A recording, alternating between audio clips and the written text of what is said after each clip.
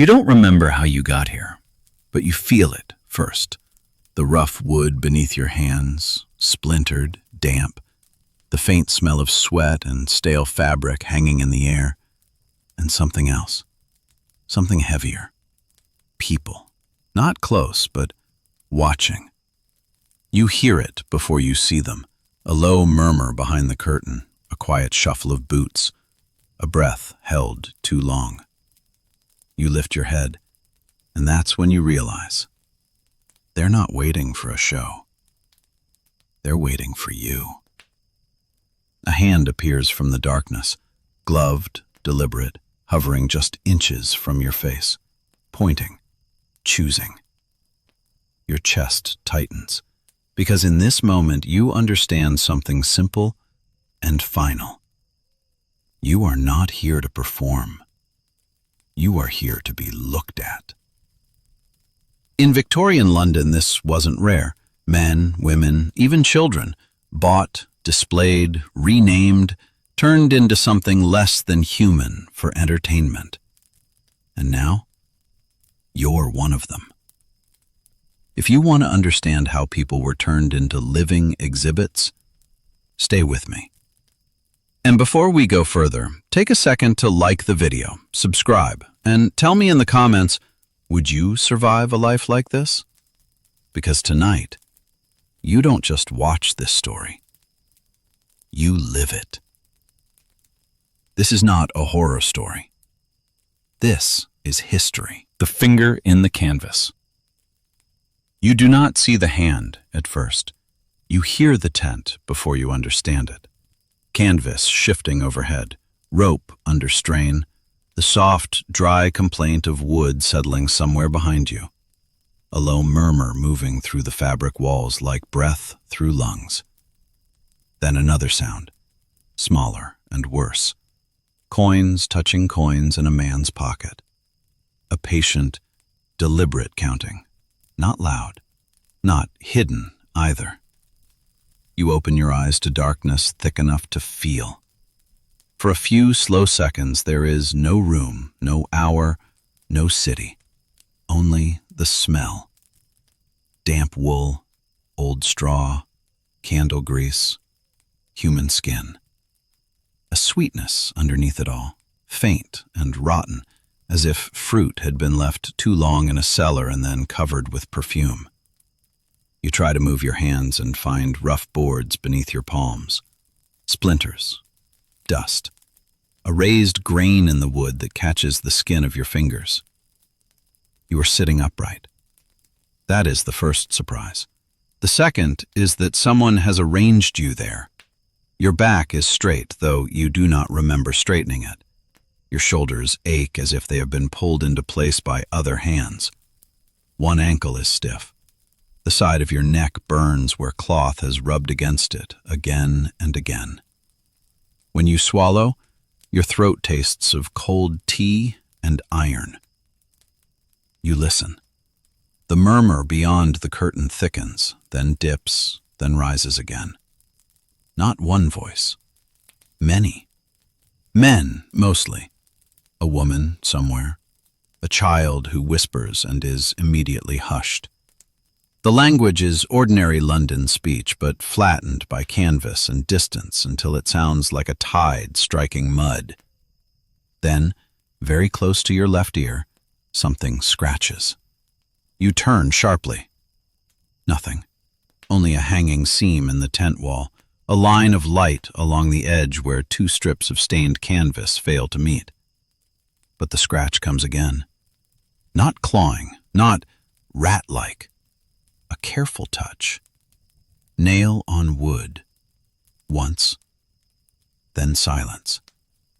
You hold your breath. The boards beneath you do not move. The curtain does not stir. The sound does not return. But by then, it has done its work, because now you know there is someone else nearby. Very near.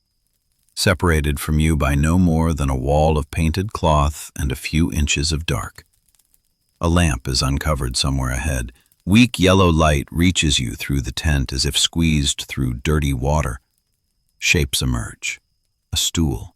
a crate with one slat broken inward, a metal basin on the ground, a hook driven into a post, a strip of red cloth faded, almost brown. Behind it, hanging from a peg, a card larger than your hand. You cannot read the whole card from where you sit, only 2 words in thick black letters. See her. Not you. Her. Your pulse stumbles once, hard enough to hurt. Tonight you are still trying to understand where you are. By morning, you will begin to understand what sort of place needs a sign like that. Outside, laughter passes the tent and dies. Then heavy steps approach. One pair, then another. They stop just beyond the curtain. A voice clears its throat. Another answers with the tired impatience of a man who expects obedience from the world because he is paid for most of what he touches. "Well," the second voice says. "She's awake." A pause. "Good." The word lands with such quiet certainty that your skin tightens. The curtain opens 3 inches. Cold air slips in, carrying rain and horse manure and the smoke of the street beyond the fairground. A gloved hand appears in the gap, not reaching, not helping, only pointing, the finger level with your face, as if checking that you remain where you have been placed. "You sit straight when they come through," the first man says. "No sulking, no covering your face. Understand?" Your mouth opens, but your voice has not returned to you. The finger stays where it is. Understand? You nod. The hand withdraws. The curtain falls shut, and you are left with the strange, humiliating knowledge that even in the dark, even half-conscious, someone has already inspected how you look when frightened. The men do not go far. You hear them outside. One coughs into his fist, one spits. Then the lower voice speaks again, too muffled for full sentences, but certain words cross the fabric clearly. "Good crowd. Medical men. Paid double. The beard. The beard." Your hand rises to your face before you can stop it. Your fingers touch the soft ridge at your chin, the familiar, hated texture. Not new, not imagined. A real growth, coarse at the point, finer near the cheeks, brushed flat where someone has washed and arranged it. You drag your hand away as if burned. There are many ways for a person to become visible against their will. In London, in the last years of the 19th century, visibility itself could be a trade. A body might be rented, advertised, named, renamed, embroidered with lies, wrapped in invented geography and set beneath gaslight until strangers paid to stare at it. Showmen called these arrangements exhibitions. Newspapers sometimes called them marvels. Respectable visitors described them as educational when they wished to sound clean. But money spoke more honestly than any poster. Wherever a crowd paid to look at difference, someone behind the curtain had already decided what that difference was worth. You do not think this in such neat sentences tonight. Tonight you only know that your face has gone cold. From somewhere deeper in the tent comes a short, wet cough, then another. Not yours, not one of the men outside. A third cough follows, weaker than the first 2, and ends in a childish breath trying not to make noise. There is a child in one of the other compartments. You turn toward the sound without moving your feet. The scratched seam in the canvas glows faintly. You imagine a row of small rooms like yours built side by side, each with a stool, a crate, a wash basin, a place to sit until somebody opens the curtain and tells the paying world what name you answer to. You imagine others awake in the dark, listening as you are listening, counting the same footsteps, smelling the same lamp oil, waiting to be described by men who have never had to survive by being described. The cough does not come again. Instead, there is the whisper of fabric and a voice too soft to belong to an adult. "Are you new?" The voice is from behind the seam. You do not answer at first. Silence feels safer. But the dark has become too large, and there is a kind of mercy in hearing another human voice that is not trying to price you. Yes, you whisper. The other side of the canvas grows still for so long that you think the child is gone. Then, they've dressed you? No. They will. The voice is English, but not London. Country vowels rubbed thin by travel and hunger. Young, younger than you feared. What is this place, you ask, though part of you already knows. A rustle. Perhaps the child shifts on straw. They say different things depending on the crowd. The answer is so odd that for a moment you forget your fear. What do they say?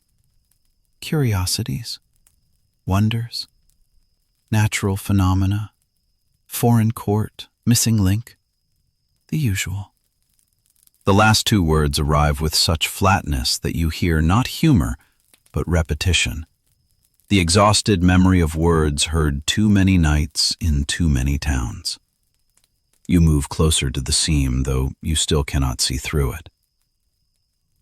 How long have you been here? The child does not answer. Instead, don't cry when they first open it. They like that. Your eyes close. Outside, a bell rings somewhere beyond the fairground. Not a church bell, too light.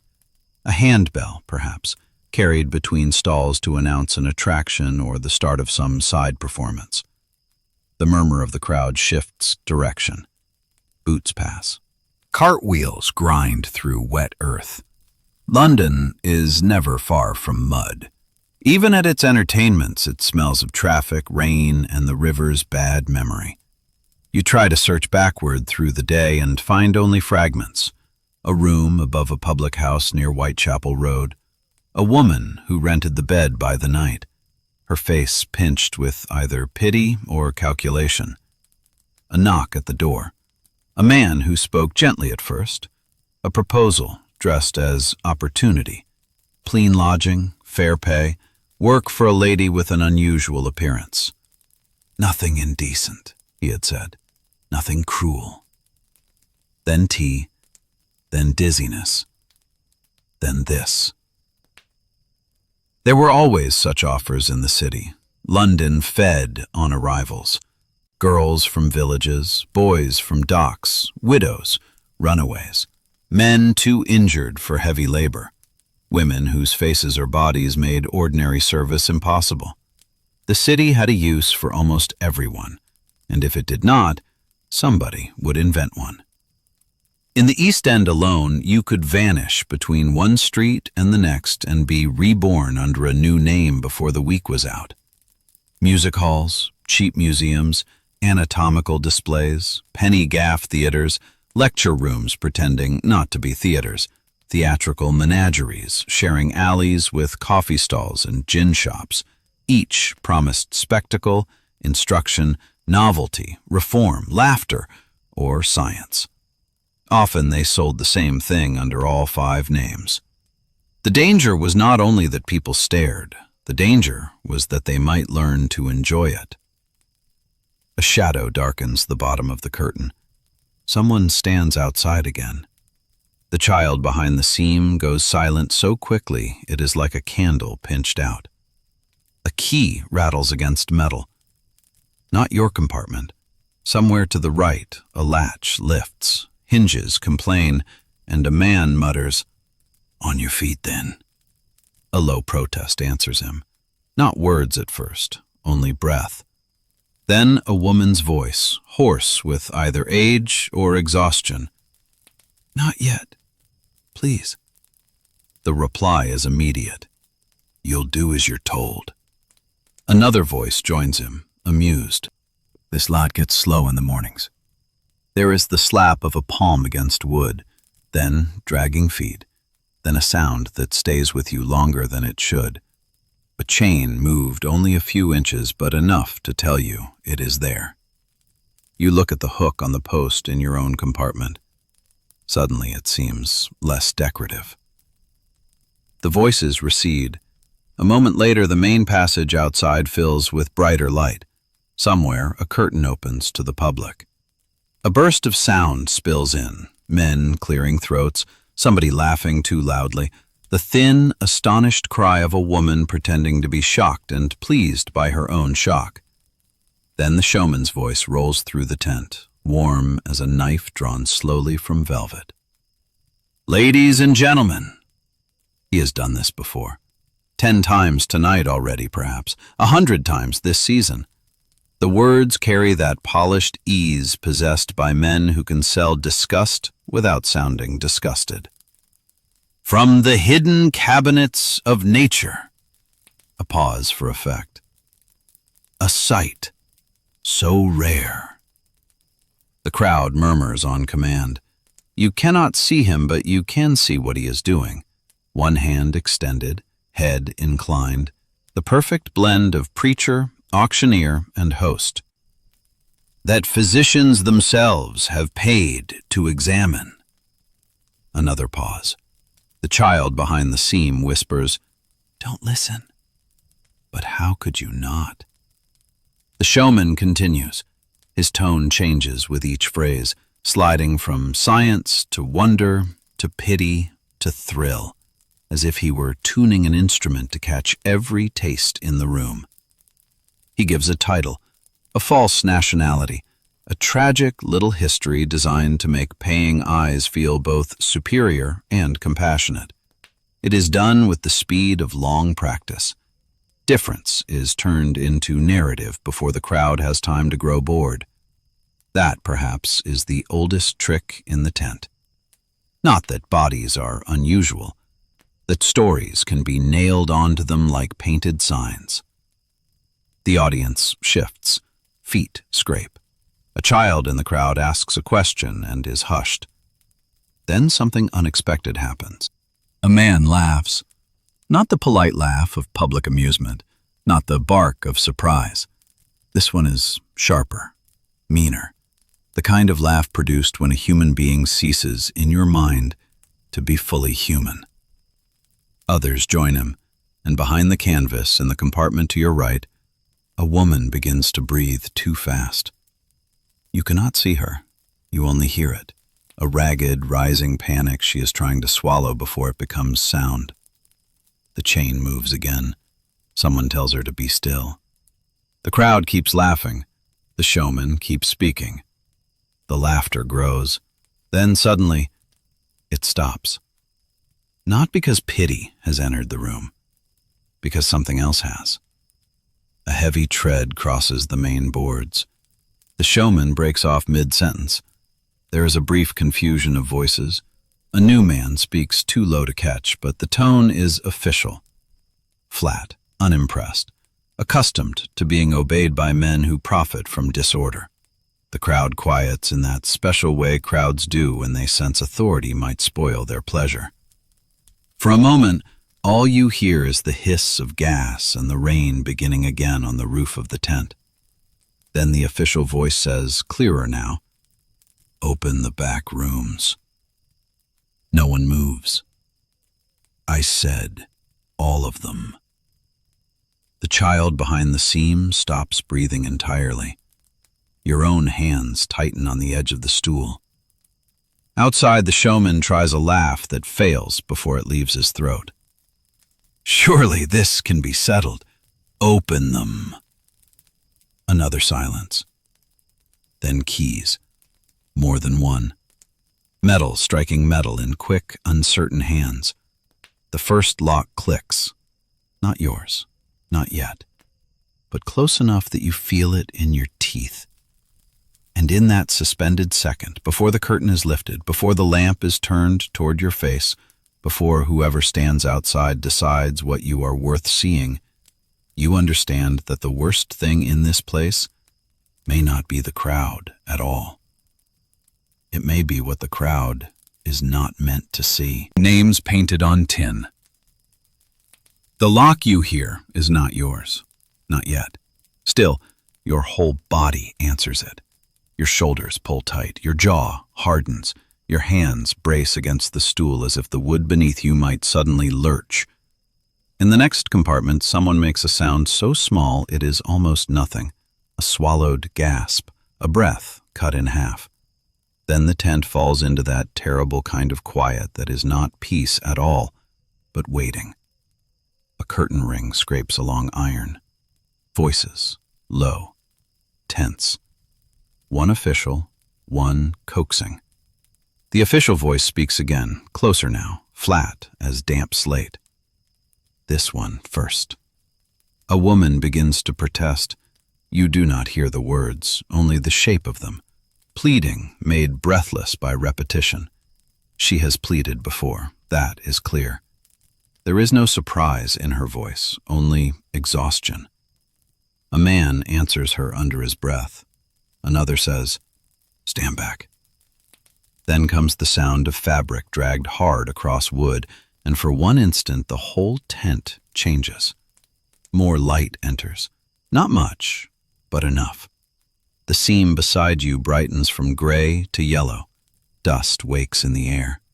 The basin near your feet catches a weak ring of lamplight. You look down and see your own hands clearly for the first time since waking. Knuckles pale, fingertips blackened by dust, one thumbnail split. Human hands. Tired hands. Not the hands of a marvel, not the hands of an exhibit. Only your hands, here in a place that has already decided to make them part of a story. A man steps past your compartment. You see him only in pieces through the crack under the curtain. Dark boots glossed with wet mud, a coat hem stiff with rain, trousers with the clean line of authority. Not a showman, not a laborer. Something municipal, something inspectorial. He stops, and another pair of boots joins him, the softer leather and narrower stance of the showman who has been selling voices and bodies beyond the curtain. "Licensed?" the official asks. A pause. "For performance, yes," says the showman. "As required?" "That isn't what I asked." The showman's tone shifts at once, still polished, less warm. "These are private arrangements, contracted persons. No coercion." You close your eyes. No coercion. It is said so smoothly that the lie almost sounds administrative. The official says nothing. A paper rustles, perhaps a notebook, perhaps a list, perhaps a set of names that may or may not be real. That is one of the quiet advantages possessed by men who trade in vulnerable people.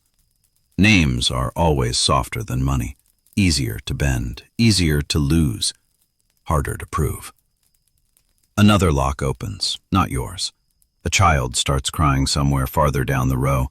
Very quickly, the crying is muffled, not by comfort, by a hand, perhaps, or a threat spoken too softly to hear.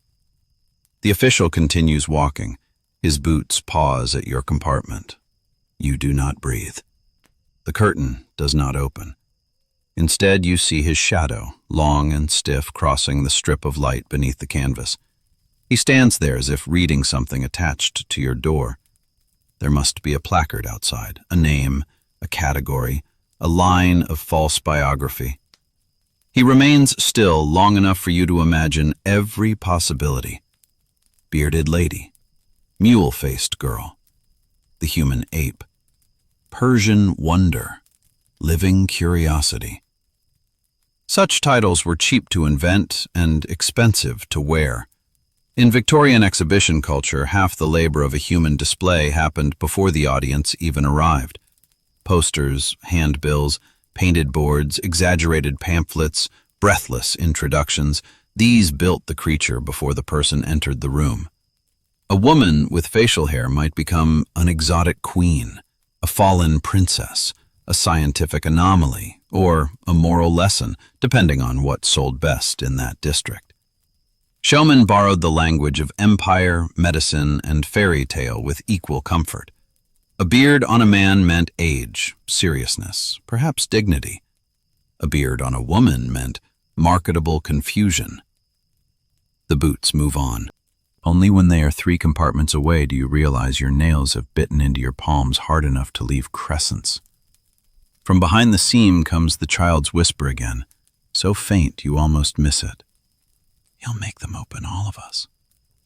"Who is he?" you ask. "Don't know." A pause.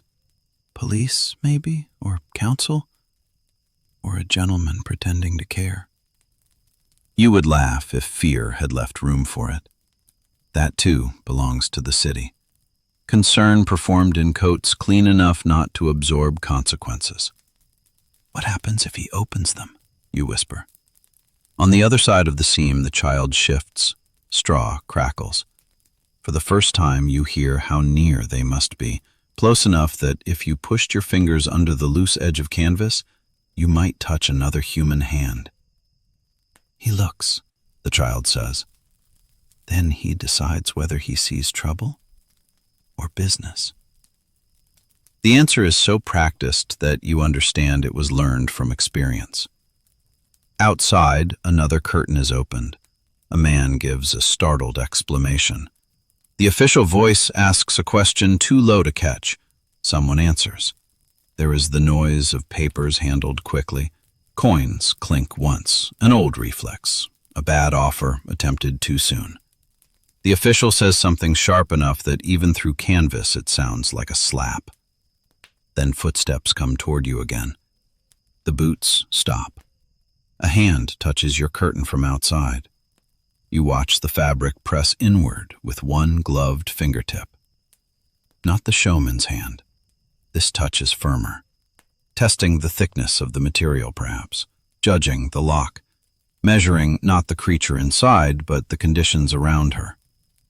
For one brief, absurd moment, hope rises in you. Thin, embarrassed, dangerous. The curtain moves an inch. Light knifes across your face. You flinch. The opening widens no farther. Through the gap you see only part of a cheek, a collar, the brass button of a dark coat. Then one eye, gray, tired, taking you in with no thrill at all. Not kind, not cruel. Simply observant. He looks first at your face, then lower to the stool, the basin, the crate, the floorboards, then back to your face. The pause lasts perhaps 2 seconds. It feels much longer. "Name?" he asks. Your lips part. Nothing comes. Not because you do not know your name, because you do not know which one survives in this place. He waits. Behind him, the showman says too quickly, "She's shy with strangers." The gray eye flicks sideways, irritated, then returns to you. "Your name," the official repeats. You give it. He does not react, does not note surprise, does not ask whether it matches the placard outside. He only nods once, as if filing the sound away in a private room of his mind where evidence may later be kept or forgotten. "How old?" You answer. "Here by choice?" The question is obscene in its simplicity. You stare at him. He stares back. The showman interrupts again. "As I said, contracted." This time the official turns his head and says, without raising his voice, "I did not ask you." Silence, dense and immediate. He looks back at you. Your mouth is dry. So dry you can feel every cracked place on your lower lip. If you say no, what then? If you say yes, what then? You know nothing of this man beyond his coat and his tone and the fact that he has not yet smiled at your face. That alone makes him unusual here, but not necessarily safe. London taught many kinds of caution to women who had reason to fear men's arrangements. A promise could be a trap. A rescue could be a transfer. One set of hands could remove you from another without changing your price. The city contained refuges that were prisons, asylums that were warehouses, marriages that were contracts of ownership, and employers who described confinement as protection. Respectability was often only cruelty with better grammar. So you do not answer quickly. The official watches that hesitation happen, and in that instant something changes in his face. Not pity, but comprehension. Enough to trouble him. "No," you say at last. The showman exhales through his nose, sharp with annoyance. The official nods again, once. "How long have you been here?" "I don't know." "Brought in tonight?" "Yes." "Drugged?" The question startles you almost as much as the first light did. You glance up sharply. He sees the answer before you speak it. "Yes," you whisper. The gray eye hardens. Behind him, the showman laughs softly. "Now, really." She was tired. "They all say odd things at first. You know how this class can be." That phrase, "this class," hangs in the opening like a bad odor. The official does not reply to him. He studies you another moment, then the compartment again. The hook, the basin, the lack of blanket, the latch outside the door rather than inside. That detail matters. You see the moment he notices it. Most viewers in the audience never looked for such things. They were too busy consuming the theatrical front of the exhibition, the costumes, the speeches, the printed banners, the suggestion that all difference had volunteered itself for display. But the architecture of coercion is usually ordinary.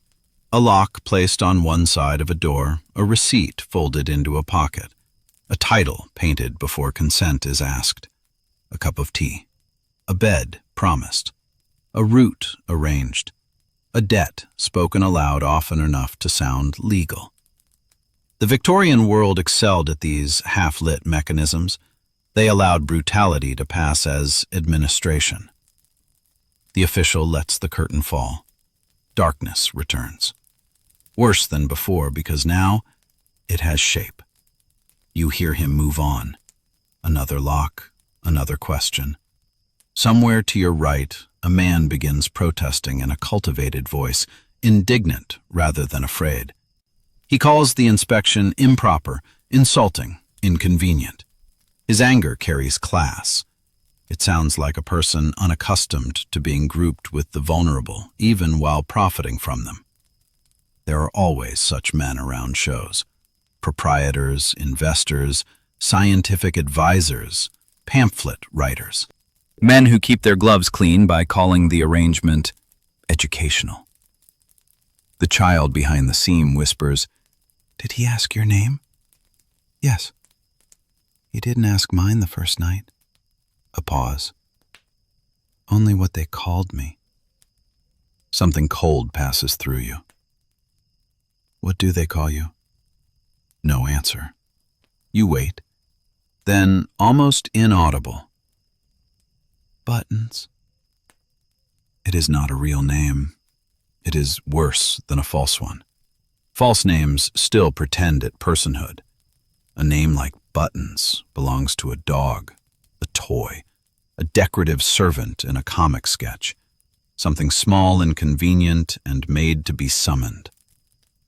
"How old are you?" you ask. There is the soft click of teeth on teeth, perhaps from cold. "Old enough to work," the child says, which means young enough not to be protected by saying less. You press your forehead lightly against the canvas seam. The fabric smells of dust and rain. "What happened to you?" you whisper. Buttons does not answer directly. "My aunt said a gentleman wanted a clever boy for exhibitions. Said I'd wear velvet. Said there'd be roast meat on Sundays." A small pause. "I wore velvet once." That is all. You close your eyes. Outside, the inspection continues. Snatches of truth and falsehood travel through the row in broken pieces. Medical certificate. Born thus. Family consent. Temporary lodging. Public appetite. That last phrase is spoken by a different voice, educated and distasteful. Perhaps another official. Perhaps the indignant gentleman. It lingers in your mind because it is honest in spite of itself. Public appetite. Not merely curiosity, appetite. Hunger with coins attached. Victorian Britain loved to classify. It categorized plants, skulls, criminals, colonial subjects, diseases, dialects, household habits, sewer smells, and children. It measured, labeled, ranked, and displayed with immense confidence. Human exhibitions fit neatly into that urge, even when they pretended only to amuse.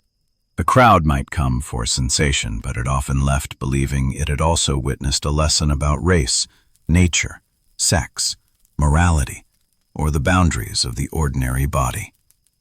Freak shows did not float outside respectable culture. They fed from it. The stage and the laboratory, the fairground booth and the medical lecture, the missionary pamphlet and the illustrated paper. They borrowed from one another constantly. To call a woman with a beard unnatural was easy. To charge admission while claiming science made the act feel clean. Rain thickens on the roof. Somewhere beyond the tent, a horse stamps and snorts. Wheels pass through mud. A vendor calls hot chestnuts in a voice made hoarse by weather. The ordinary city continues, indifferent and immense. London has a genius for carrying on beside suffering. It can place a misery under canvas and a pastry stall beside it and call the whole thing an evening out. More time passes than you can count. At last, the inspection begins to retreat toward the front. Fewer locks, shorter pauses. The showman's voice returns, strained now, the charm thinned by anger. Temporary misunderstanding. Papers can be provided. You know how rumors begin. The official voice says something too low to catch, then louder. These conditions will be recorded. The showman replies at once. Recorded by whom? No answer. Boots move away. For a second, hope rises again, foolish and sharp. Recorded. The word suggests permanence, ink, accountability. A line somewhere that might later be read by another man under better light. But hope in places like this has always required a dangerous imagination. Records disappear. Witnesses retract. Magistrates look away. Proprietors relocate 2 streets over and reopen under new names. One exhibition closes, another begins in a music hall cellar, a warehouse room, a portable fare booth traveling town to town. Abuse is rarely destroyed by a note in a ledger if appetite remains profitable. Still, when the official's boots finally leave the row, the tent does not settle back into its earlier ease. Something has shifted. The showmen know it. The workers know it. Even the air seems to know it. A door slams at the front. A voice curses openly now. Another hisses for quiet. Fast steps come down the passage. Not official steps. Angry ones. They stop at your compartment. Without warning, the curtain is yanked aside. The showman stands there with the lamp raised high. At close range, he is older than his voice. Fine lines around the mouth, damp hair combed too carefully over thinning temples. Good wool coat, decent gloves. A face built for trust if one does not look too long at the eyes. Those eyes take you in at once, not as a human being, but as interrupted property. He lowers the lamp, studies your expression, and exhales. You've caused trouble already, he says. You stare at him. He glances over one shoulder, then steps inside and lets the curtain fall behind him. The compartment shrinks immediately. Lamp oil and wet leather and some sweet pomade on his collar. He crouches so that his face is level with yours. Listen carefully, he says. You're not to answer questions unless asked by me. You understand? Men like that come through pretending virtue, then leave girls on the pavement with nowhere to sleep. I offer shelter, work, food, Respectability, if properly conducted. Respectability. The word almost makes you ill. He reaches out and tilts your chin with two gloved fingers, not violently, worse than violently, professionally, as though adjusting merchandise in a shop window. "They've written you badly," he murmurs as if to himself. That's the real issue.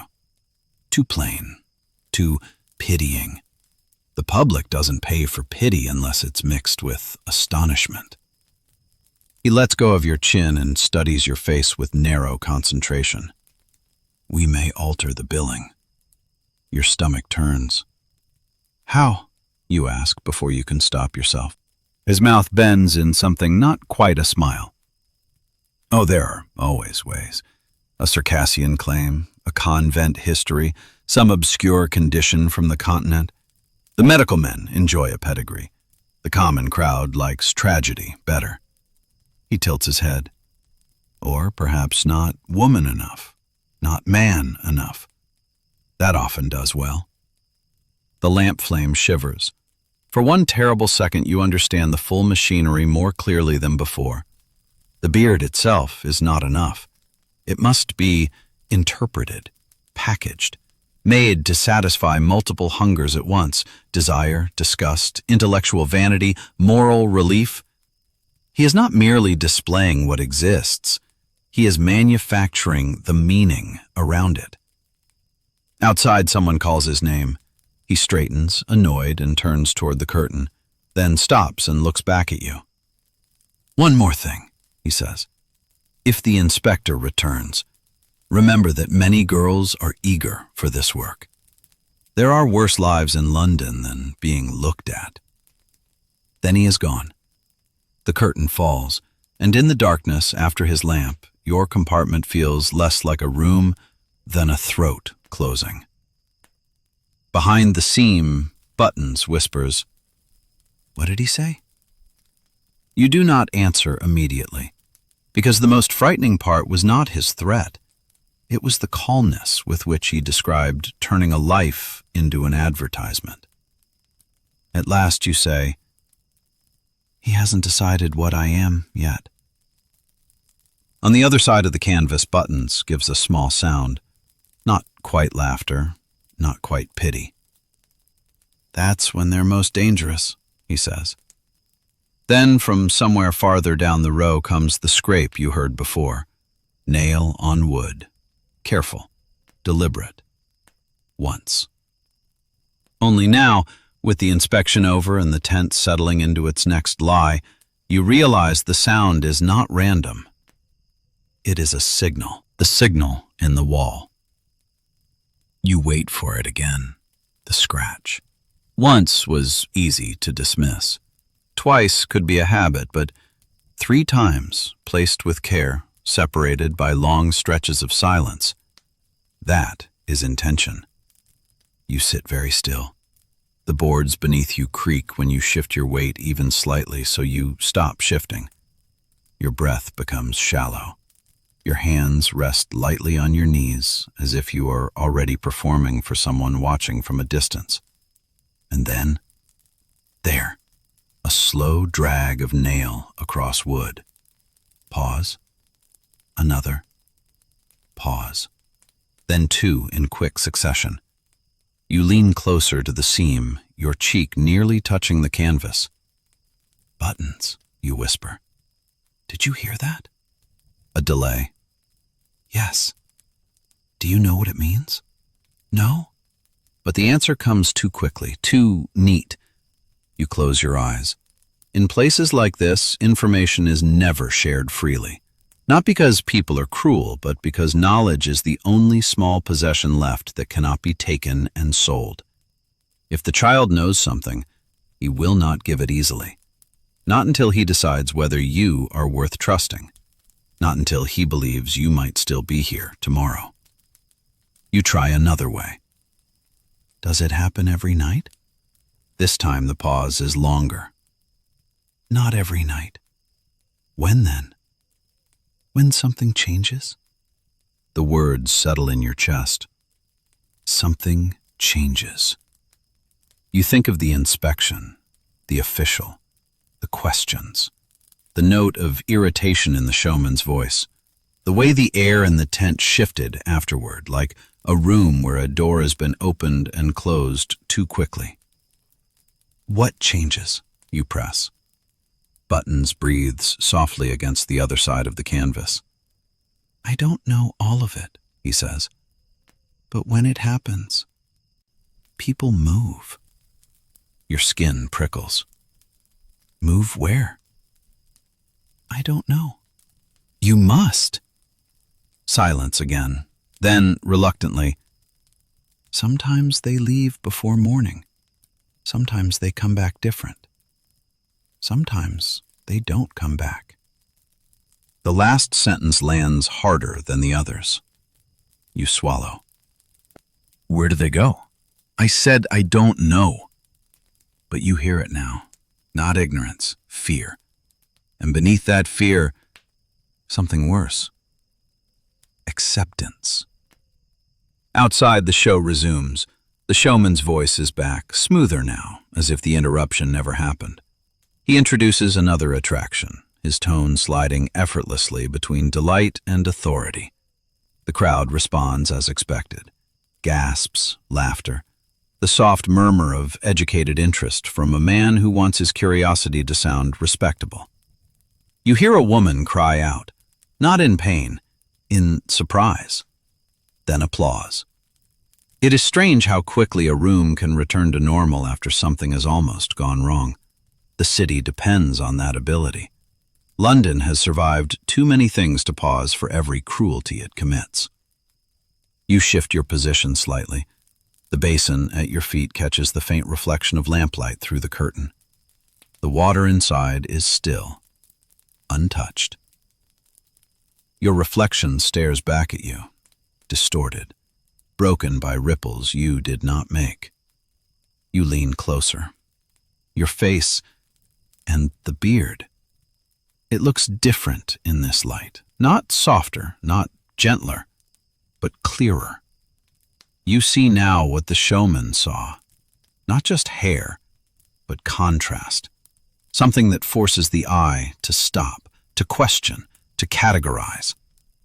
Victorian audiences were trained for this, not formally, not in schools, but through constant exposure.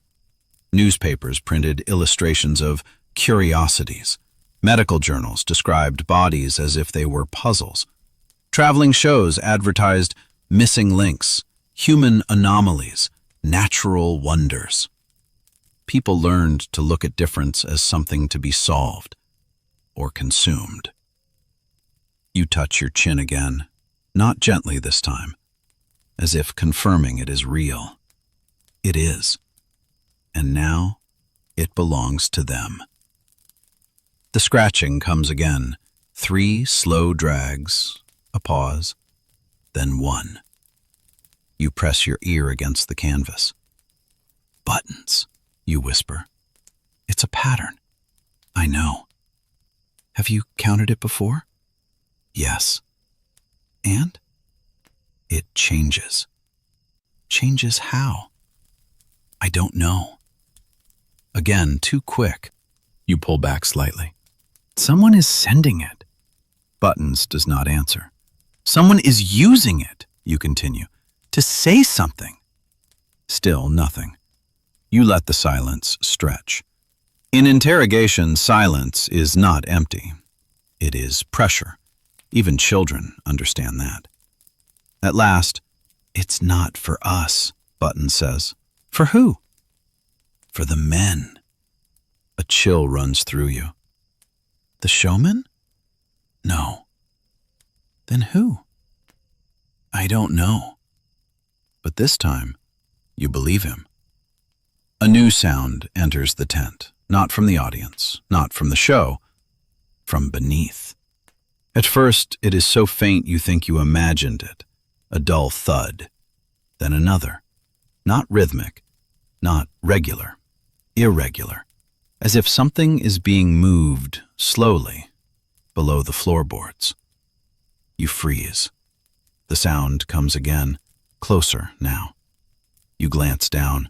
The boards beneath your feet look unchanged, solid, fixed, ordinary.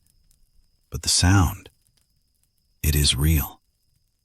You lean forward, lowering your ear toward the wood. Nothing. Then, a faint scrape from below. You jerk back. Your heart is beating too fast now, too loud. Buttons, you whisper urgently. Do you hear that? Silence. Buttons? Yes. What is it? A long pause, too long.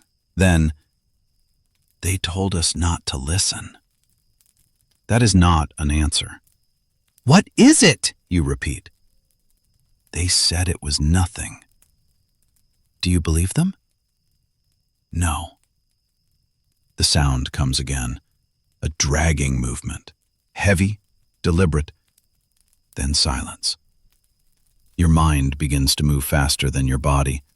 Below the tent, there must be something below. Storage? Supplies? Animals? No, not animals.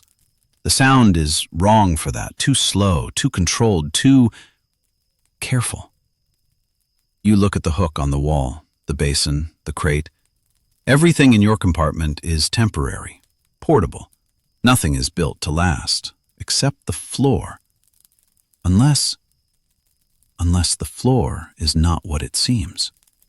In Victorian London, space was always layered. Above ground, the city moved with noise and commerce, streets crowded with carts, vendors, and people who belonged nowhere but here. But beneath it, there were other worlds. Cellars, tunnels, sewer lines stretching for miles, old foundations buried under new buildings, and sometimes spaces that were never meant to be found. Freak shows, like many traveling exhibitions, often relied on temporary structures, but temporary did not mean simple. Many were built quickly, adapted from older buildings, or erected over existing underground spaces. Cheap, convenient, hidden. You press your hand flat against the floor, cold, damp, and beneath that, something hollow. The scratching on the wall returns, faster this time, urgent. 3, pause. 3, pause. 1. Buttons inhales sharply. That's different. What does it mean? I don't know. But his voice has changed. There is something in it now, not just fear, recognition. Outside, the showman's voice rises again. A wonder beyond explanation. The crowd leans in. A specimen of rare condition. Applause. A sight you will not forget. Laughter. And beneath it all, the faint, steady presence of something moving where no one is supposed to look. You sit back slowly. Your thoughts begin to connect in ways you do not like. The inspection, the tension, the signal, the sound below. People who leave, people who come back different, people who don't come back. And then, a new thought, one that settles in your chest like a weight. What if the show is not the main thing happening here? The scratching stops. The movement below stops. The voices outside continue. Everything returns to its ordinary rhythm. But you know now, something is wrong in this place. Not just the obvious wrong, something deeper, hidden, deliberate. Behind the canvas, Buttons whispers, "You're listening now." It is not a question.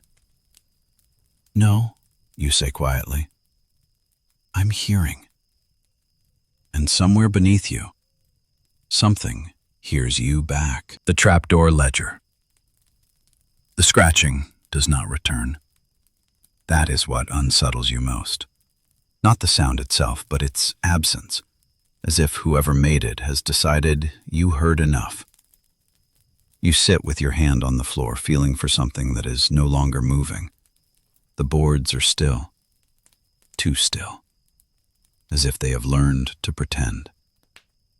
Outside, the show continues. From the cabinets of nature, the showman's voice flows again, smooth, controlled, reassuring. The crowd answers him. They always do. People want to be guided in what to feel.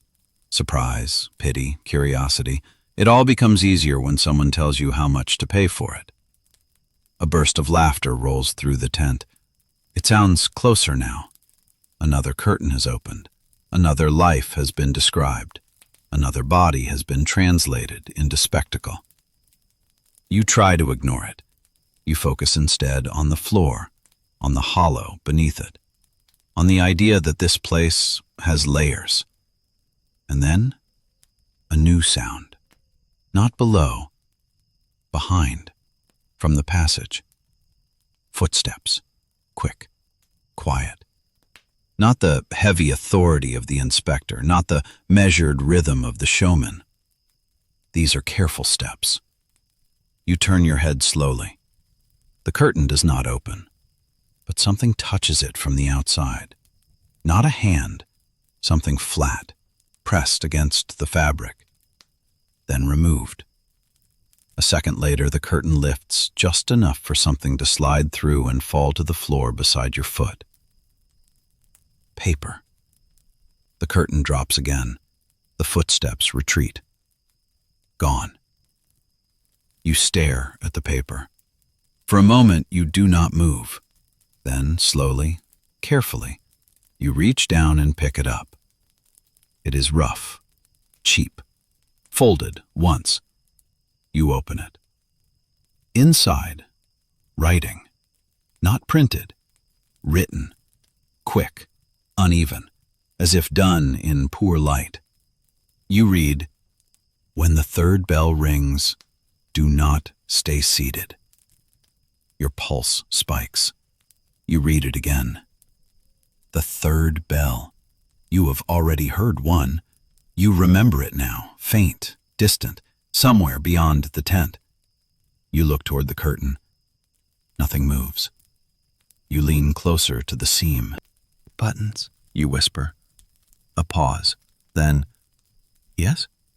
"Something was just pushed into my room." Silence. "What?" "A note." The word hangs between you. Dangerous. Alive. "What does it say?" You hesitate. Not because you do not trust him, but because saying it aloud will make it real. "When the third bell rings, do not stay seated."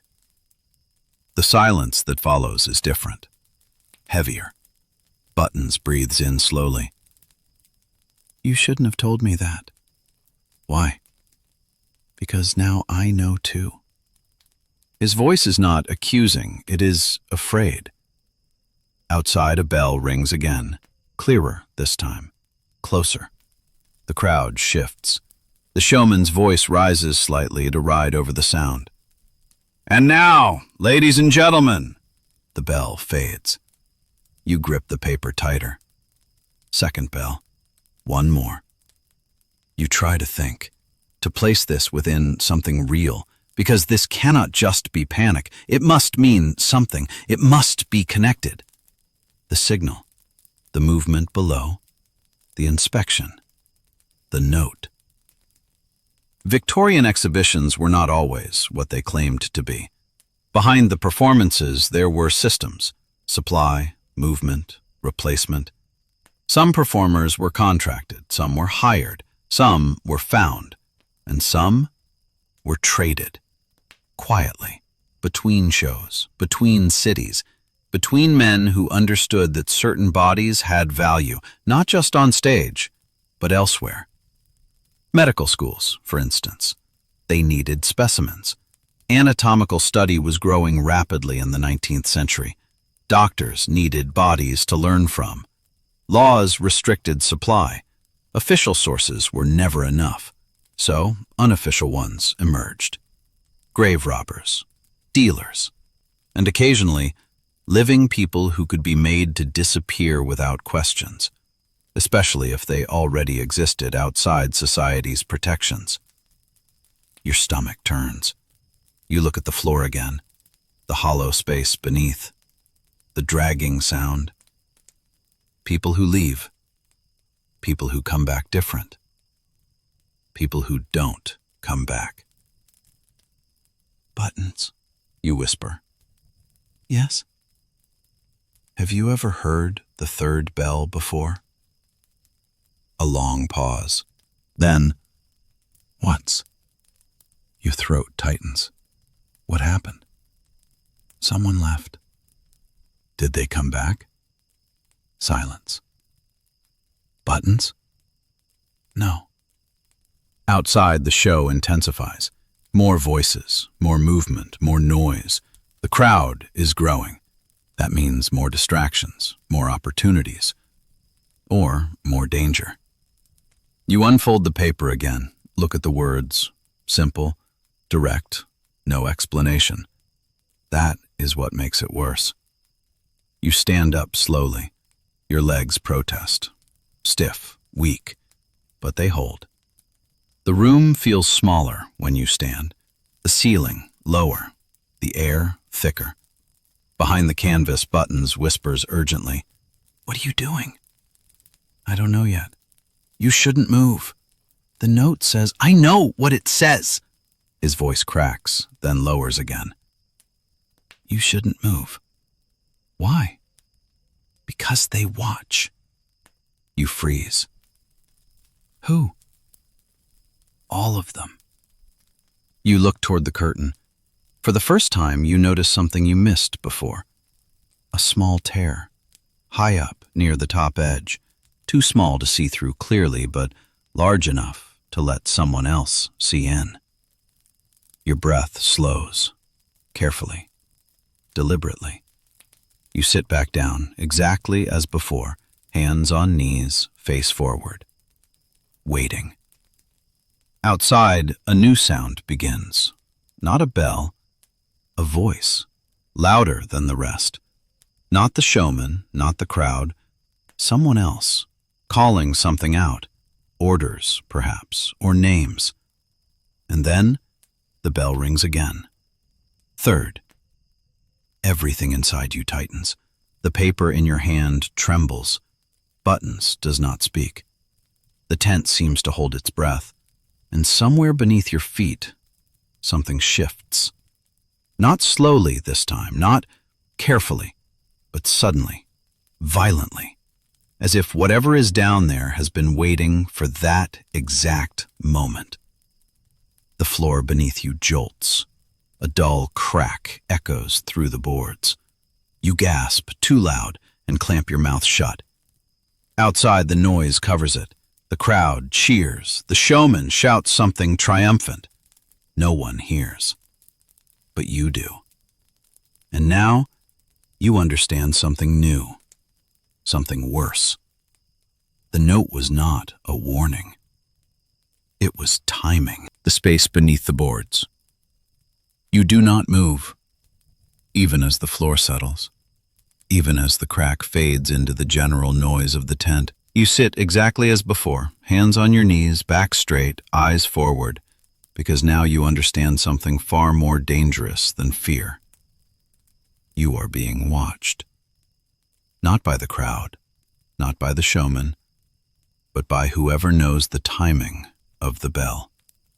The paper is still in your hand. You fold it once, slowly, carefully, then slide it beneath your thigh, pressing it between your body and the stool so it disappears from view. Your breathing evens out, or at least you pretend it does. Behind the canvas, Buttons whispers, "Did you feel that?" "Yes." A pause. "That never happened before." Your heart tightens. "Never?" "Not like that."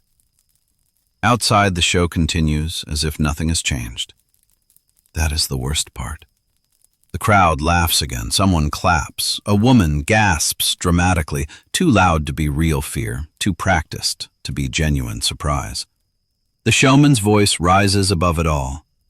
A phenomenon rarely seen in civilized society. You close your eyes briefly. Civilized. That word again. You lean forward slightly, just enough, and place your palm flat against the floor. The wood is no longer still. It vibrates. Faintly, almost imperceptibly. But it's there.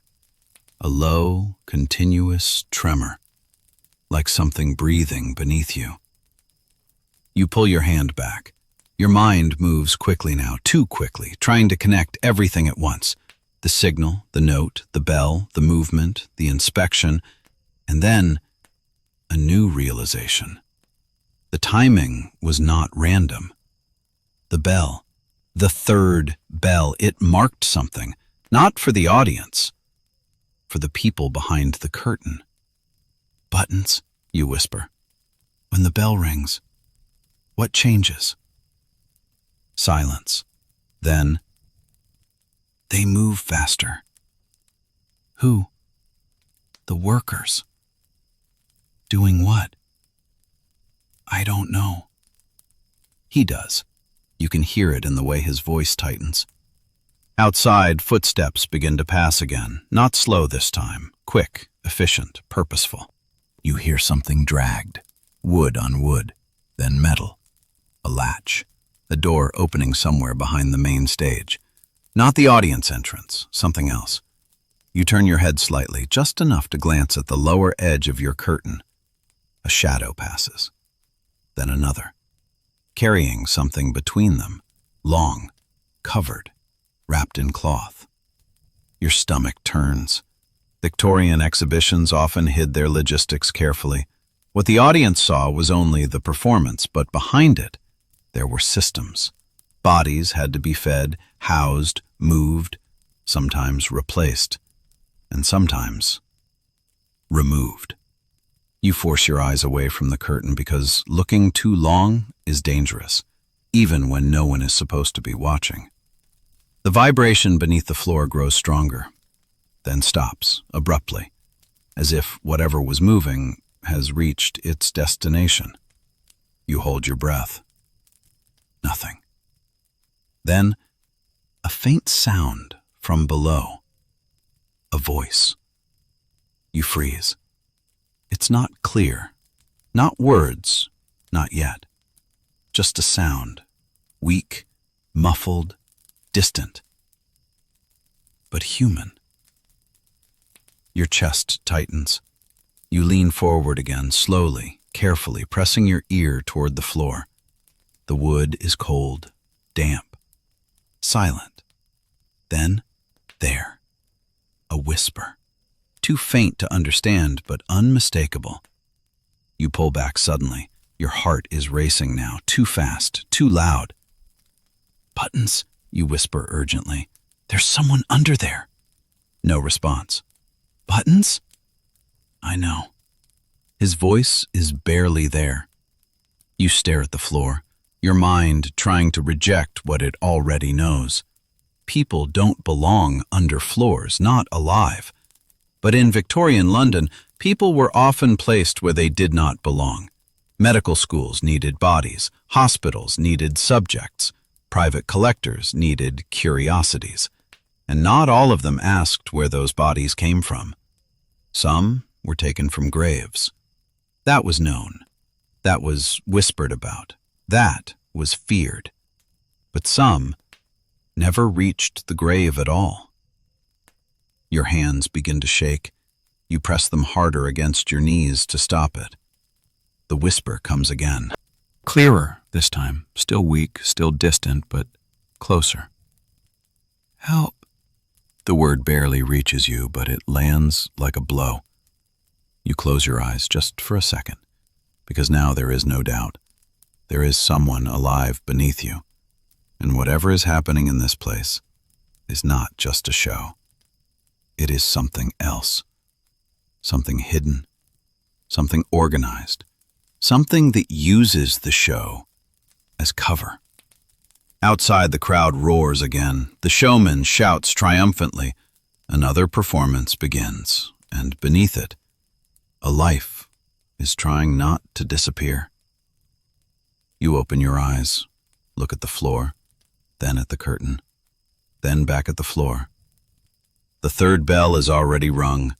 The note told you not to stay seated, but you are still here. And now, you understand the real question, not what is happening, but whether you are willing to become part of it. Behind the canvas, Buttons whispers, "Don't move." You don't answer, because for the first time, you are considering doing the opposite. Vanishing contracts. You stand, not quickly, not fully, just enough for the wood beneath your feet to remember your weight in a different way. The stool shifts behind your knees with a soft scrape. You freeze instantly. Every muscle locks. Your breath stops halfway between your chest and your throat. Outside, the crowd erupts again. Applause, laughter, a burst of sound so large it swallows your small mistake. You stay still. Count.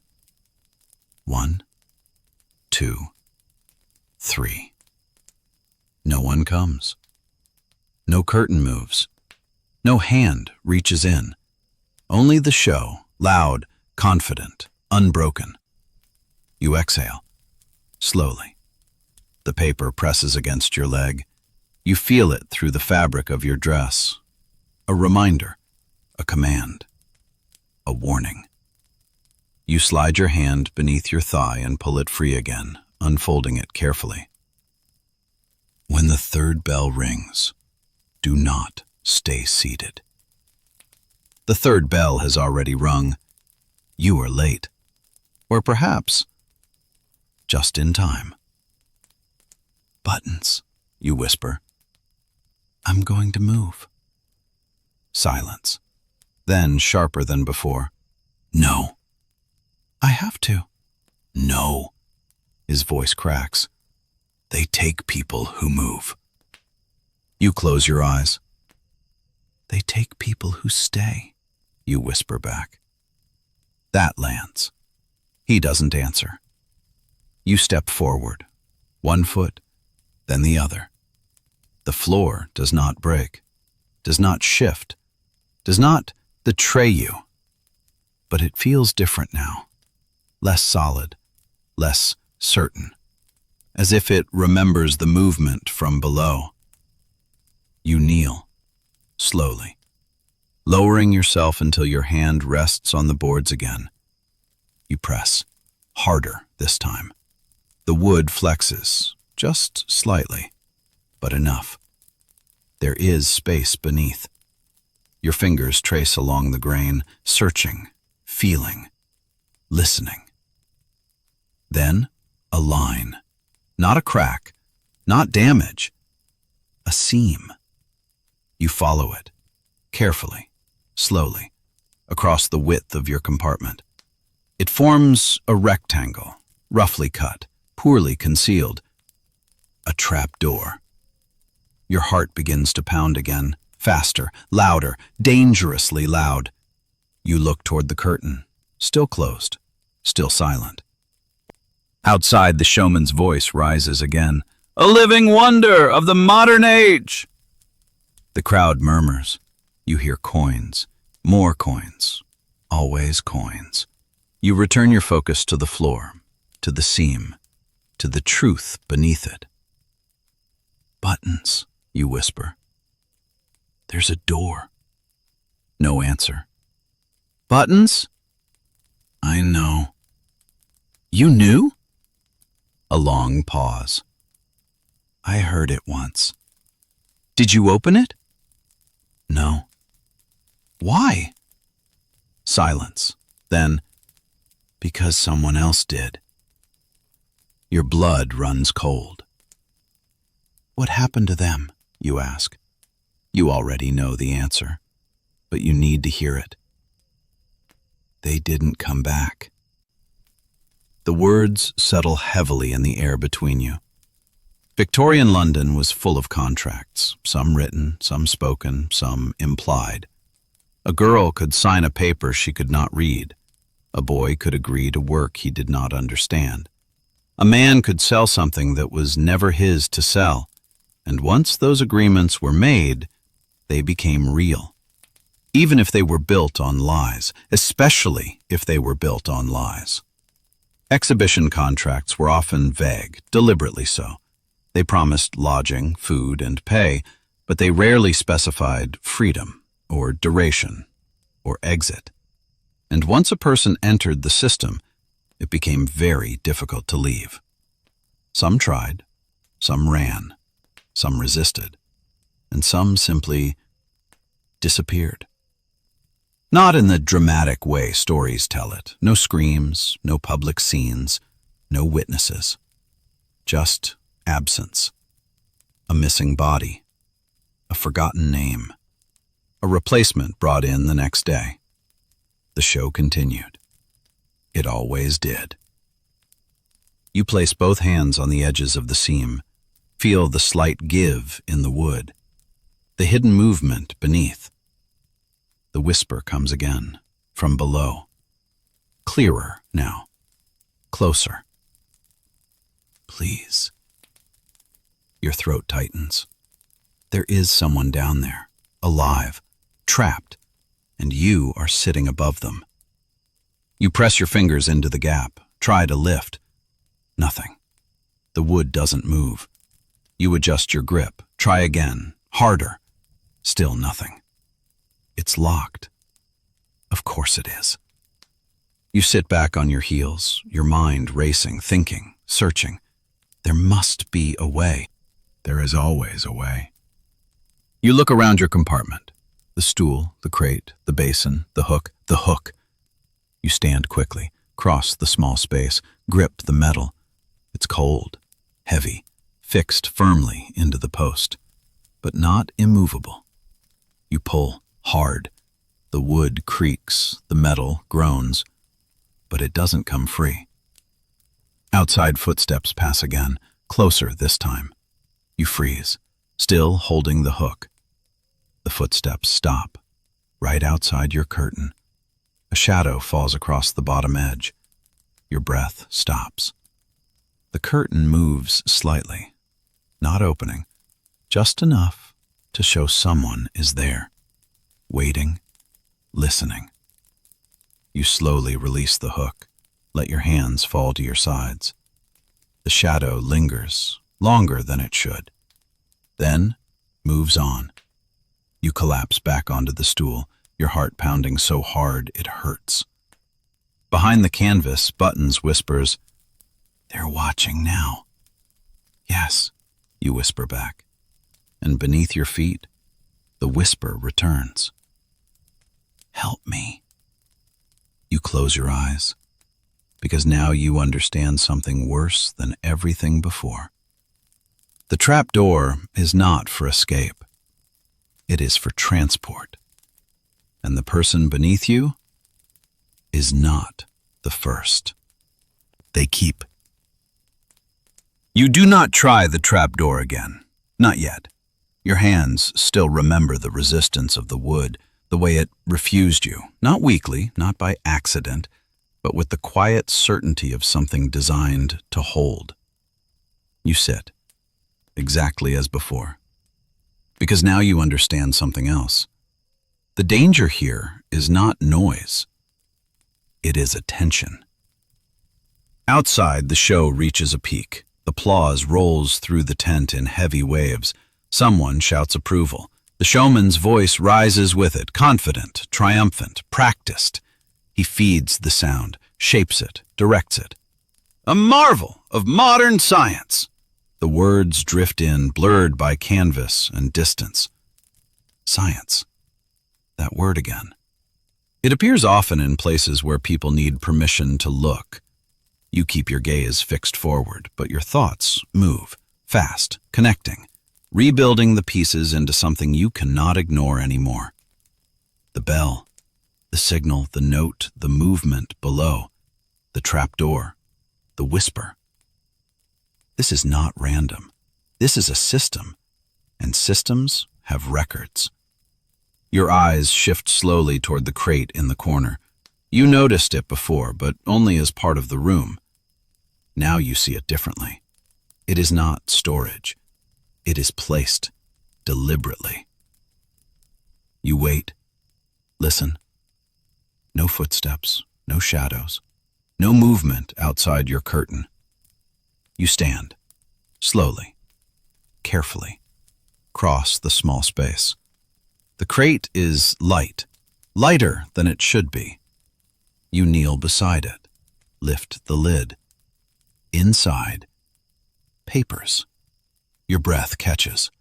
Not props, not pamphlets, not advertisements. Documents. Stacked, tied loosely with string, some folded, some not. All worn, handled, used. You pull one free, unfold it. A name, not yours. A description, height, age, condition. Then, a note. Transferred. You freeze. You pull another name, another description. Returned. Another, unsuitable. Another, removed. Your hands begin to shake. You flip through them faster now. The words repeat over and over. Transferred, returned, unsuitable, removed. No explanations, no locations, no reasons, just outcomes. Behind the canvas, Buttons whispers, "What are you doing?" "There's a list," you whisper back. "What list?" "Names." A pause, then very quietly, "Mine is there." You stop. "Which one?" you ask. Silence. Then, "I don't know." Your chest tightens, because of course he doesn't. That's the point. The names don't matter, only the movement. In Victorian London, records were everything. Births, deaths, contracts, licenses, transfers.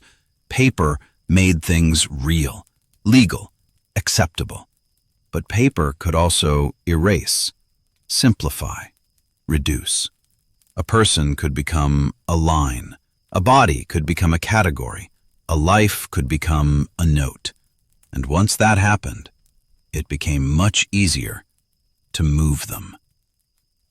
You pull another sheet. This one is different. Not a name. A schedule. Dates, times, and marks. Small symbols. Next to certain entries. A circle, a line, a cross. Your eyes scan quickly, trying to understand. Then, you see it. Tonight's date, marked with a cross. Your breath stops. You look closer. Below the date, a number. 3. The third bell. Your mind locks on to the pattern. Bell, signal, movement, list. It's all connected. "Buttons," you whisper urgently. "Tonight, something is happening." "What?" "I don't know yet, but it's planned." A pause, then, "It's always planned." You glance toward the trapdoor. The whisper below has stopped. That's worse, because now you don't know if they're still there or if something else has happened. Outside, footsteps return, closer, faster. You move instantly, shove the papers back into the crate, drop the lid, step away, sit, exactly as before, hands on knees, face forward. The curtain moves. A man enters. Not the showman. Another. You've never seen him before. He doesn't speak, doesn't greet, doesn't explain. He simply looks at you. Long, careful, as if comparing you to something written. Then he nods, once, and turns to leave. But before he does, he says one thing, quietly, almost to himself. "Not this one." The words hit you like a blow. Not this one. He leaves. The curtain falls. And for the first time, you understand your position. You are not chosen. Not yet. And in this place, that might be worse.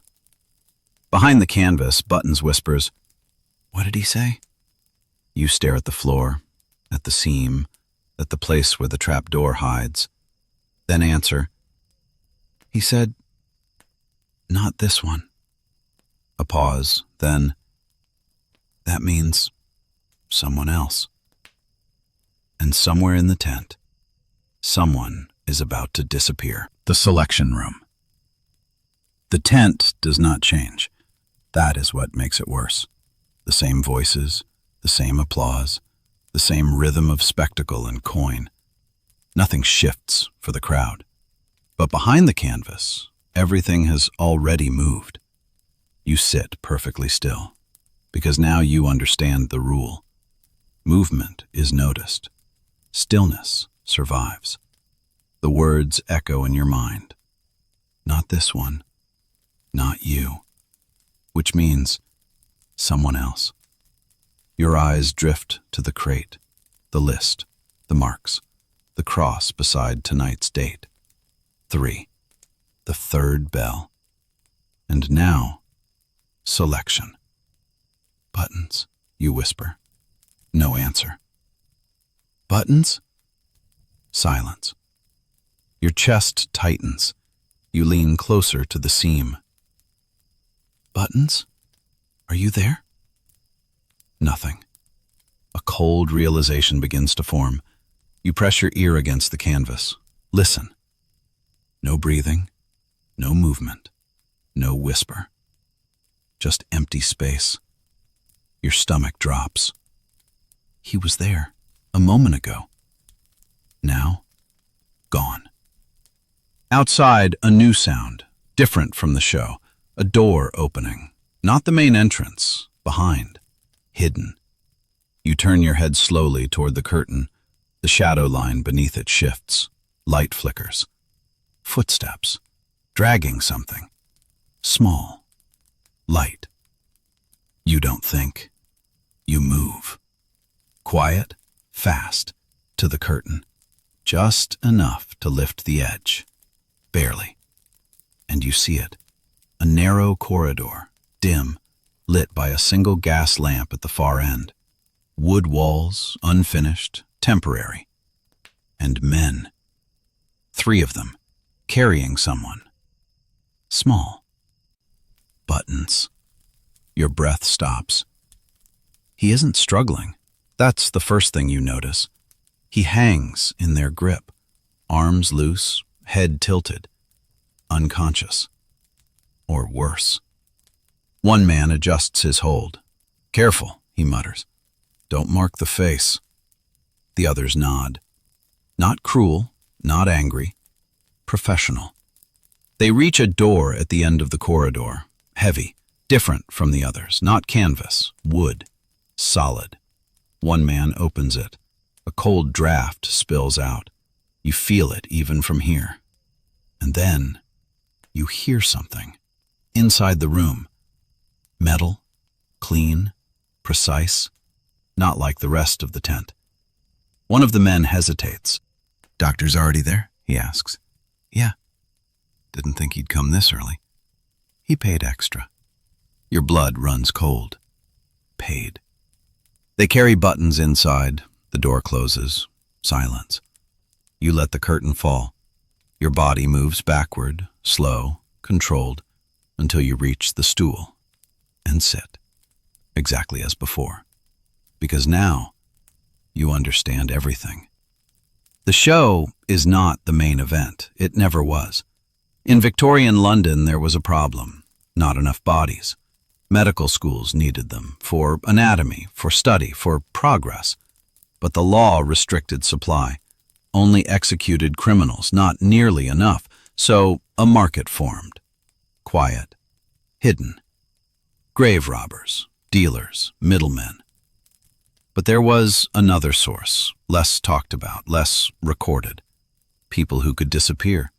People already outside protection. People no one would look for. Or worse, people no one would believe. Exhibitions, traveling shows, freak displays. Places where bodies were already reduced to objects, and objects can be moved. You press your hands into your knees, hard, trying to steady yourself. Your mind is racing, connecting everything. The list, the marks, the selection, the door, the doctor, the trapdoor, the whisper. You look down at the floor, at the seam, and suddenly, it makes sense. They don't bring them out through the front. They move them below, under the tent, out of sight. The whisper you heard was not someone trapped. It was someone waiting. And now, they are gone. You close your eyes just for a moment, because this is the point where the story changes. You are no longer inside a show. You are inside a system. And systems like this do not leave witnesses. Outside, the crowd roars again. The show continues. And somewhere, behind a locked wooden door, Buttons has become something else. You open your eyes, look at the floor, at the trapdoor, and for the first time, you are not thinking about escape. You are thinking about time. Because now you know how little of it you have. The buyer's in the dark. You do not call his name again. There is no point. Names have no weight here, not once the door at the end of that corridor closes. You sit as you were placed, back straight, hands still, face forward. But inside, everything has shifted. The show continues, it always does. That is the rule of places like this. Nothing stops the spectacle, not fear, not absence, not even what you just saw. A wonder of the natural world. The showman's voice floats through the canvas again, polished back into place. The crowd responds exactly as before. Laughter, curiosity, coins. No one asks where the boy went. No one knows there was a boy. You lower your gaze, just slightly, toward the seam in the floor, the trapdoor. Now that you know what it is, you cannot unsee it. The lines are clearer, the edges more defined. The illusion is gone. Beneath it, movement. Again, slow, measured. You feel it more than hear it, a shift in weight, a presence passing through space that should not exist. Your pulse tightens. Not one person. More. Victorian London had many kinds of buyers. Some came for entertainment, some for curiosity, some for knowledge, and some came for something else entirely. Private anatomy was not always conducted in public institutions. There were rooms, private rooms, paid for by men who could afford discretion, men who did not want to ask questions, men who preferred results. You press your hand flat against the floor again, feel the hollow beneath, the faint echo of movement, and then voices, muffled but distinct below. You lean closer, careful, listening. Fresh, a man's voice. Good condition, another. No visible damage. Your stomach turns. They are not speaking about objects. They are describing people. Female? No. Small male. Shame. Still usable. You pull back sharply. Your breath catches in your throat. Usable. You close your eyes, because now there is no doubt left. This is not just disappearance. This is selection and purchase. Outside, the crowd roars again. A new act, a new distraction. The timing is perfect. It has to be. Noise above, silence below. Movement hidden beneath spectacle. You look toward the curtain, toward the corridor, toward the door where Buttons was taken. Still closed. Still silent. Your mind begins to move faster. If there are buyers, there must be a process. Order. Sequence. The list, the marks, the selection. You stand. Not fully, not obviously. just enough to reach the crate again. Careful, quiet. You open it. The papers are still there. You pull the schedule again. Tonight's date, the cross, 3. But now, you notice something else. Below the number, a symbol. Small, faint. A circle. Next to it, a line. You scan the other entries. Some have circles, some have lines, some have both, some have nothing. Your breath slows. You begin to understand. Circle, selected. Line, moved. Cross, final. Your hands tremble. Buttons had a cross. You drop the paper back into the crate, close it, step away, sit, exactly as before. Because now, you know something worse than everything before. This is not random. This is organized, planned, and repeatable. Behind the canvas, nothing. No whisper, no breath, no movement. He is gone. The floor beneath you shifts again, stronger this time, closer. Something is being moved right below you. You press your lips together, force yourself not to react, not to move, not to breathe too loudly. Because now, you understand the rule. If they notice you, you become part of the list. Outside, the showman's voice rises again. And now, ladies and gentlemen, the crowd leans in, waiting. You stare straight ahead, but your mind is already somewhere else, already moving, already planning. Because the next part is coming. And this time, you don't intend to stay still. The specimen table. You count your breaths, slow, even, measured. Because now everything depends on control, not strength, not speed, control. Outside, the show reaches another peak, a louder act, more noise, more distraction. The showman raises his voice higher than before, stretching each word, pulling the crowd into him like a tide. A phenomenon unlike anything you have seen. Applause answers, laughter follows. The perfect cover.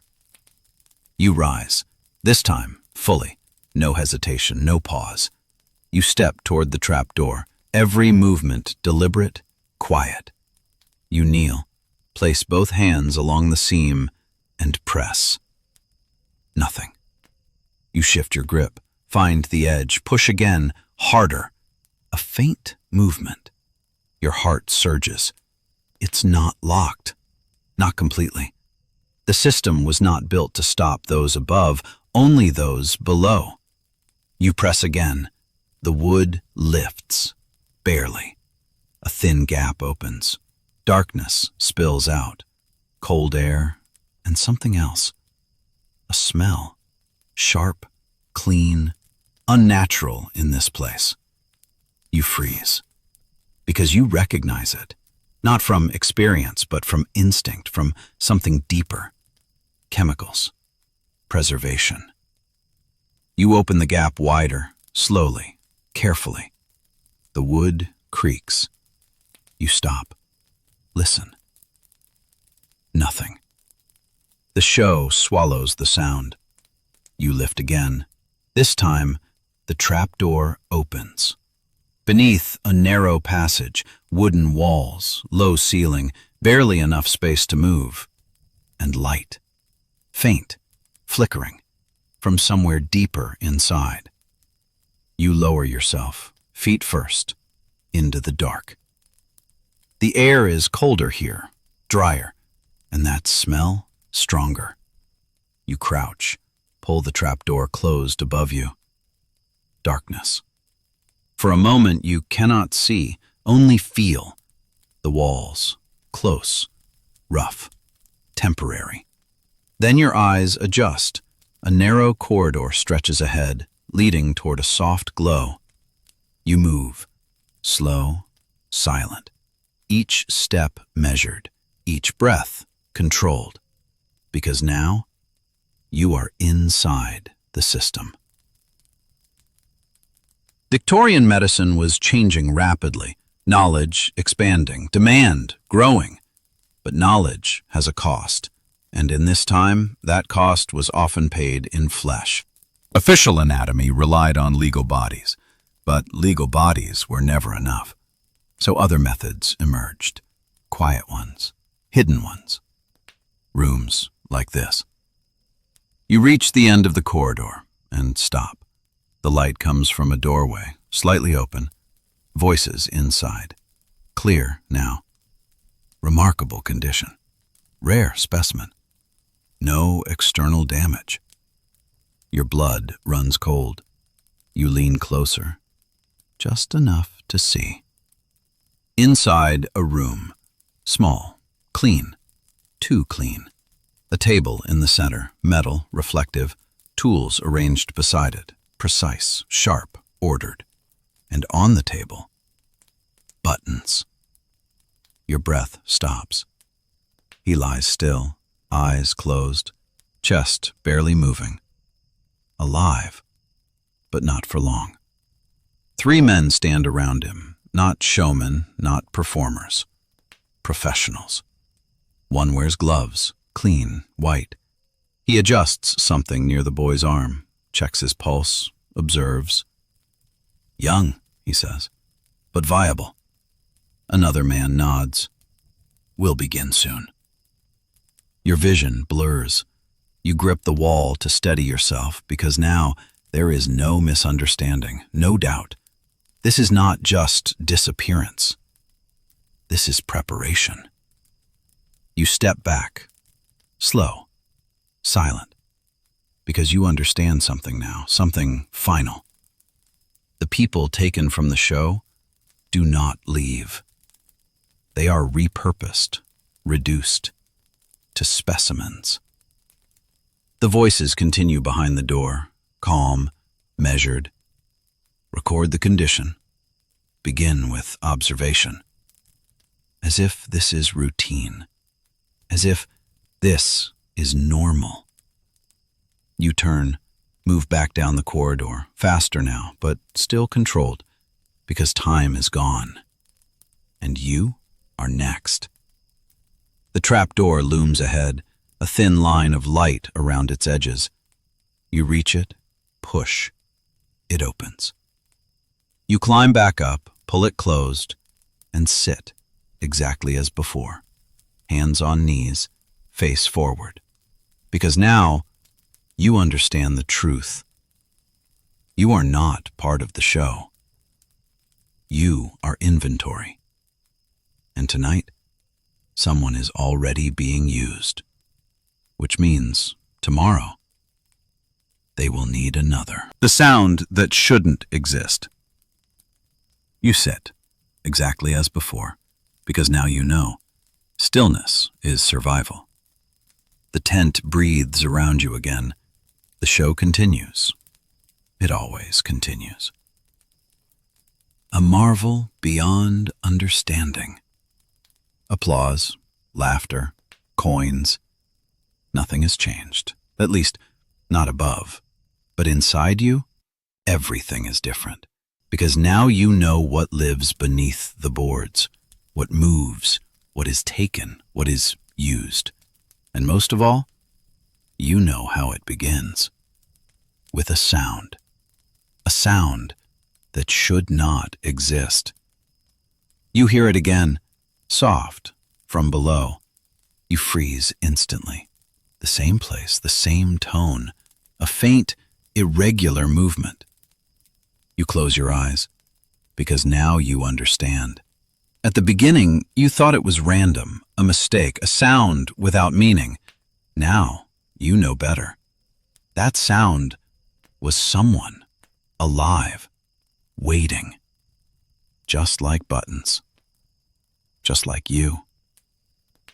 Your hand slowly lowers, resting on the floor. Feeling. The vibration is weaker now, but it's there. A shift. A presence. Another one. Your breath tightens because the pattern is clear now.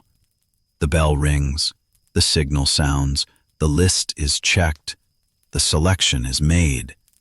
And then, someone beneath the floor begins to move. You press your fingers harder against the wood, as if you could reach through, as if you could stop it, but you can't.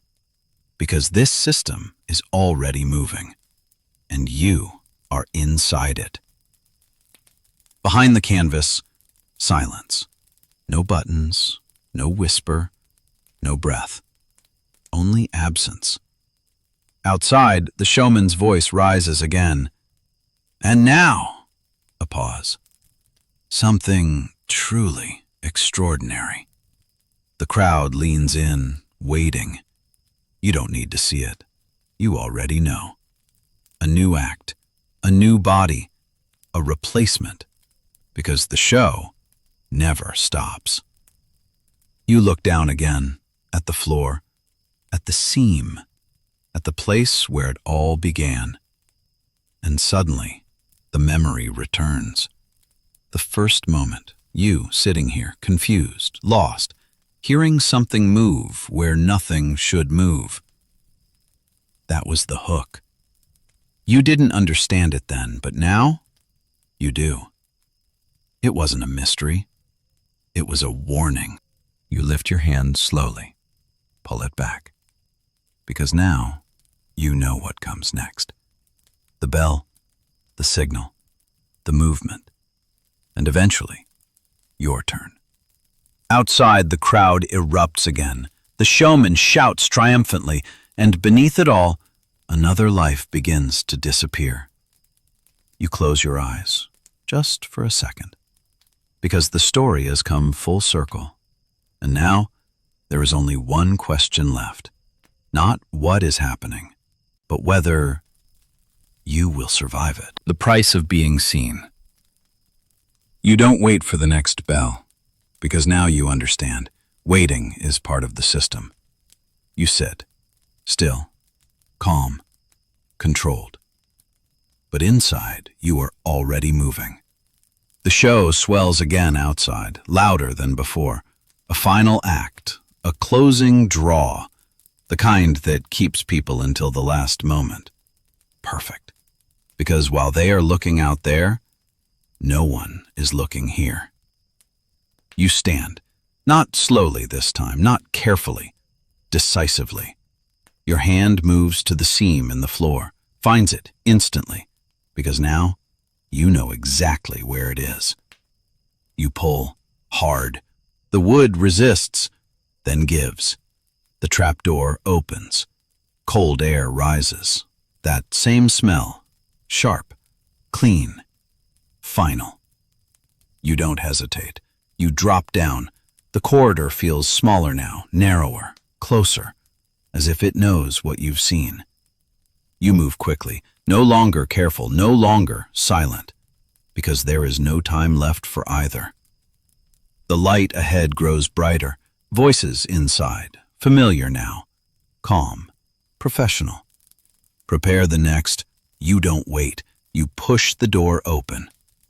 The room freezes. 3 men turn. The doctor, the assistants, all of them staring at you. For a moment, no one moves, because this was not part of the system. You step forward, toward the table, toward Buttons. He is still breathing, barely. Your voice comes out stronger than you expect. Stop! They don't. One of them moves toward you, slow, controlled, not angry, not surprised. Miss, he says quietly, you shouldn't be here. You laugh. It surprises all of you, even yourself. Neither should he. The doctor studies you, not as a person, as a problem. Then he says something that settles everything. He was already sold. Silence. The words hang in the room, heavy, final. You feel something inside you break, because now everything is clear. This is not chaos. This is not accident. This is commerce. People are not taken, they are transferred, not lost, reassigned, not murdered. Used. The doctor continues, calm, measured. You misunderstand the situation, he says. These individuals are resources. Resources. You look at Buttons, at his still body, at his small hands, and for the first time, you don't feel fear. You feel something else. Clarity. You step forward, closer to the table. The assistant reaches for you, but you move faster. You grab the nearest tool, not to use, just to hold. And suddenly, everything changes. Because now you are not still. You are not compliant. You are not part of the system. You are unpredictable.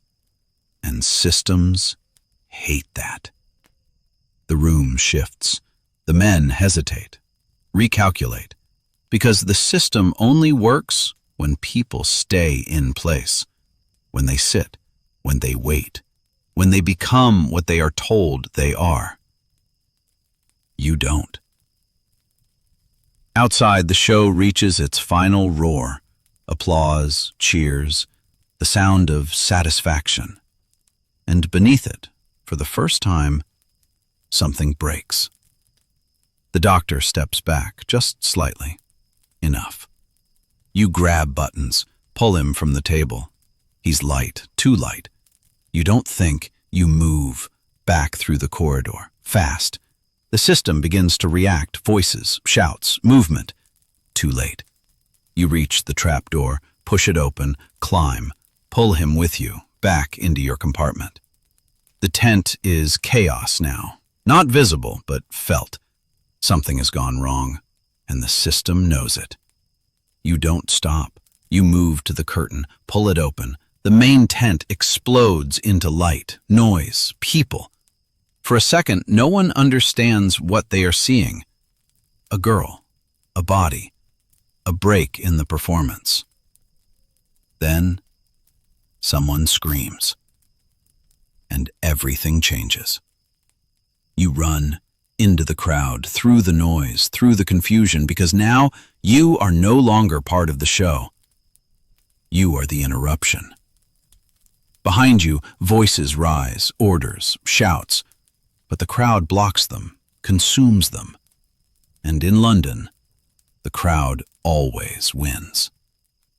You don't stop, not until the tent is gone, not until the noise fades, not until the smell of damp canvas is replaced by the cold, wet air of the street. You collapse in an alley. Buttons beside you, still breathing, alive. And for a moment, there is silence. Then, somewhere in the distance, a bell rings. You freeze, because now you understand something final. The bell is not part of the show. It never was. It is part of the system. And the system is bigger than one tent, bigger than one night, bigger than one escape. You look down at your hands, at the dirt, at the tremor that hasn't left them, because now you know the truth. In Victorian London, people didn't just come to watch, they came to buy. And somewhere, under another tent, the floor is still moving. This is not a horror story. This is history.